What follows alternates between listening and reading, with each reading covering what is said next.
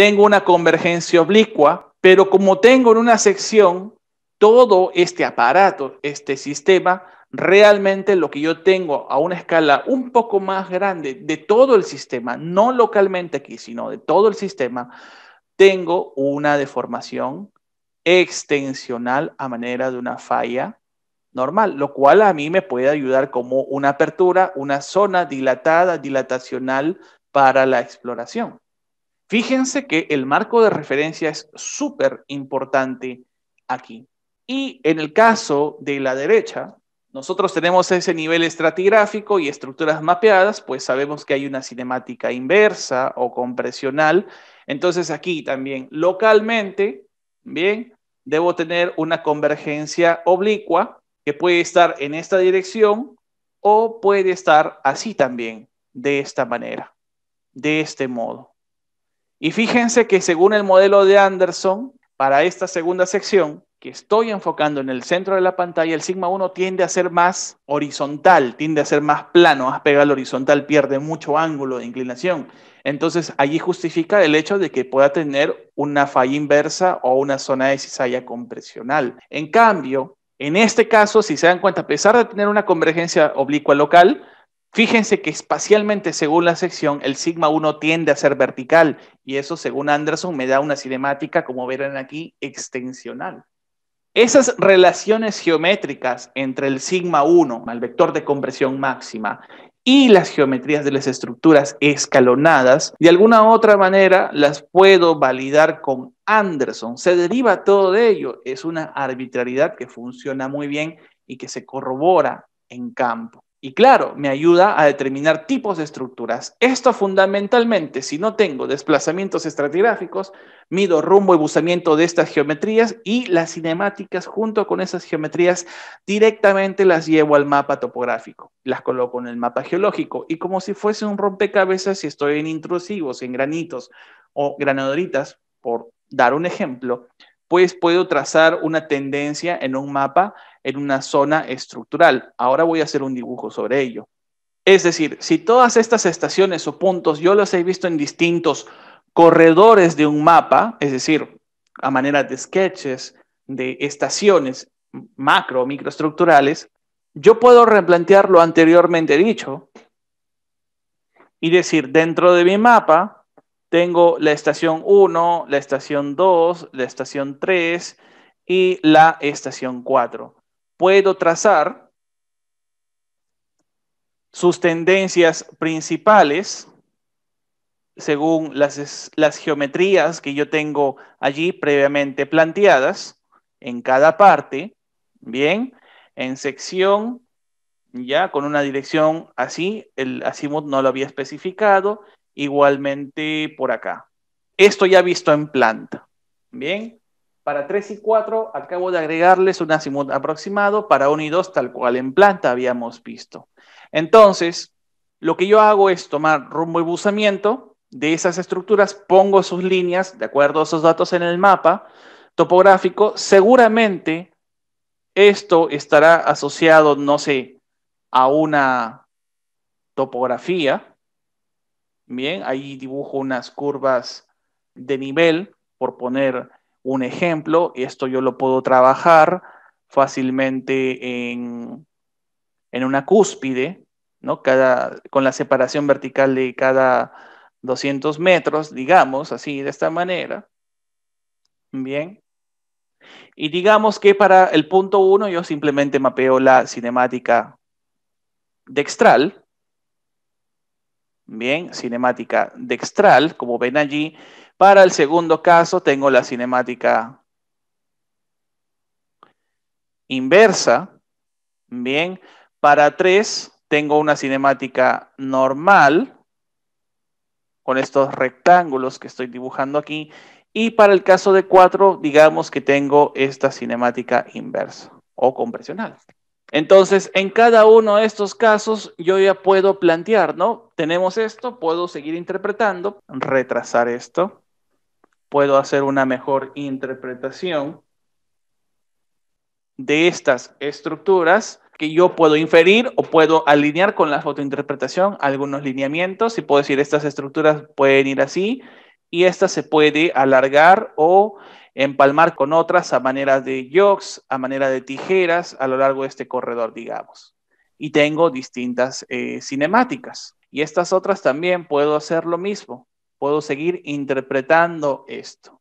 Puedo interpretar de aquí que tengo partición de la deformación, que tengo, no sé, reactivación de estructuras, lo que fuese, pero todos esos datos puntuales en los cuales yo me he tomado el tiempo de determinar la cinemática, así como ustedes están viendo aquí, y me he tomado un tiempo, eso me sirve justamente para el mapeo.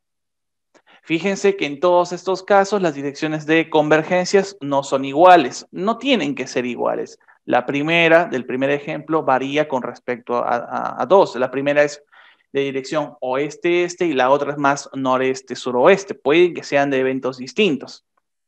Es lo más probable. Y eso es lo que nosotros vamos poniendo. No ponemos los lineamientos, las estrías, las brechas, no. Lo que ponemos son las tendencias de las estructuras principales y las cinemáticas resueltas. Esto es lo que nos importa a nosotros estructuralmente. Y cuando tenemos todo el rompecabezas compilado con muchas más estructuras, es allí donde yo puedo decir, tengo una zona de cierre tectónico que seguramente no me va a ayudar para la detección de anomalías de interés, pero sí tengo zonas dilatadas aquí. Dilatación, y posiblemente aquí también dilatación, porque es un movimiento de desgarre y no está descaractado como tal. Tomando todas estas estructuras, yo ya puedo ir tomando el rompecabezas y decir, en esta zona es de mayor interés que otra. Si esto puede estar alineado con quebradas o con estructuras más grandes, pues es mucho mejor. Entonces es parte de lo que nosotros hacemos y este es un ejemplo súper básico, pero que me ayuda a entender lo que ya les estaba diciendo con anterioridad. Si tratamos de analizar esto mucho más, porque si nos damos cuenta, las fallas normales o zonas de cizalla en extensión no son las únicas de interés para la exploración, pues podemos considerar que en el caso de las de desgarre hay deformaciones o tipos de deformaciones que también me ayudan a plantear ciertos argumentos a favor o en contra. Para ello, nuevamente voy a trabajar un nuevo dibujo. Es así, por ejemplo, como nosotros ya sabemos que en las zonas de cizalla de desgarre, bien, podemos tener movimientos sinestrales o dextrales. Perfecto, eso ya lo sabemos muy bien. Y nosotros sabemos que podemos tener a su vez movimientos sinestrales normales con extensión secundaria o movimientos sinestrales con compresión, con cierre. Bien, igual aquí, movimiento dextral con extensión o movimiento dextral con compresión. Ya lo había mencionado también anteriormente, no hay una falla que sea 100% sinistral o dextral, siempre hay una componente secundaria de movimiento y esto que les estoy colocando sugiere eso. Igualmente, cuando tenemos movimientos principalmente compresionales o inversos, ¿ya? Lo que sucede es que también voy a tener una componente accesoria pequeña de movimiento dextral o desgarre.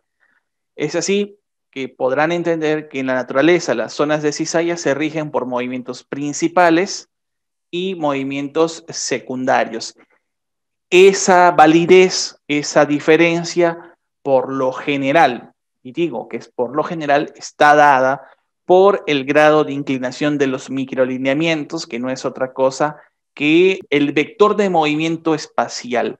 Es decir, si ustedes toman un block diagrama así, de esta manera, ¿ya? Y digamos que este plano viene a ser la falla principal, seguramente han visto microlineamientos. Cuando hablo de microlineamientos, por si acaso, estoy hablando de microestructuras, ¿no? Las más conocidas son las estrías, bien, hay también tool marks tectónicos, así como los sedimentarios, pero tectónicos, ¿ya?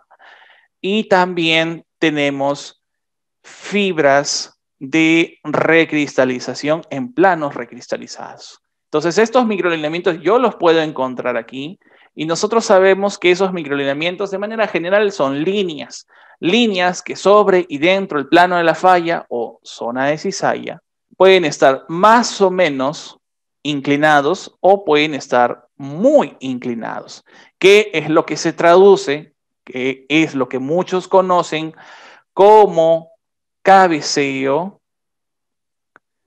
pitch o rake o raque, como quieran llamarle. Y sí, por favor, cuando hablemos de cabeceo, pitch o rake, no hay que confundir con el planche, porque no son lo mismo. El planche es el ángulo de inclinación verdadera espacial de estas líneas. En cambio, el cabeceo, pitch o rake es el ángulo que se forma entre la línea de rumbo de esta estructura, línea de rumbo de estructura, y esa línea dentro, sobre y dentro de ese plano de falla o zona cizallada. Ese es el cabeceo. Eso de ahí. Bien, por si acaso. O esto de acá. Entonces, de manera general, hay que entender que no son lo mismo. Planche, cabeceo, piso rake no son lo mismo. Pueden ser valores que en la práctica sean similares, pero geométricamente o trigonométricamente no son lo mismo. Bien, no voy a entrar en detalles sobre ello, pero vuelvo al punto que quería llegar para no irme por las ramas. ¿A qué me refiero? Que clásicamente, si yo quiero saber si una estructura es de desgarre, veo el vector de movimiento tectónico y el vector de movimiento tectónico pues está dado por los microlineamientos y veo su cabeceo piso rake. Para el caso de las fallas de desgarre, pues sabemos que los cabeceos en general, bien, de manera muy general, son menores a 15 grados. Menores a 15 grados, por si acaso. A partir de 15 grados siguen siendo movimientos de desgarre, pero con una componente más extensional o compresional. Es decir, también tengo valores así, entre 15 y 60 y 60 y 90. Si los cabeceos son menores a 15 grados, pues son principalmente zonas de cizalla de desgarre o fallas de desgarre, sinestrales o dextrales. Pero ojo, que esa es una arbitrariedad porque no dejan de tener una componente secundaria extensional o compresional, por si acaso. Es una arbitrariedad y se plantea así para fines interpretativos, por si acaso. Ya cuando tenemos movimientos con cabeceos de 15 a 60 grados, más podemos tener esto de aquí. Este tipo de movimientos rumbo deslizantes a oblicuos, bien, que es también como se conoce de esa manera, sinestrales normales, sinestrales inversos, dextrales normales o dextrales inversos. Y ya, bueno, cuando tenemos cabeceos de 60 hacia arriba, cercanos o 90 grados, pues tenemos ya, por otro lado, tenemos o fallas inversas o fallas normales. Pero ese es otro caso que ya hemos hablado. En el caso que tenemos aquí, para estructuras con cabeceos cuyos valores sean menores a 15 grados o entre 15 a 60 grados, pues nosotros tenemos estas opciones que vemos aquí. Lo voy a señalar. Ajá, tenemos eso que acabo de plantear desde un principio. Entonces, ahí viene algo muy importante, zonas de deformación transpresionales y transtensionales. La transtensión, bien, o el mismo hecho de tener movimientos de desgarre, bien, nos da a nosotros un efecto de cizalla simple, por si acaso. Una convergencia oblicua está asociada de ida y de venida con una cizalla simple, una extensión perpendicular o una convergencia ortogonal en una falla inversa, bien, en cualquier estructura en general, son tipos de cizalla pura.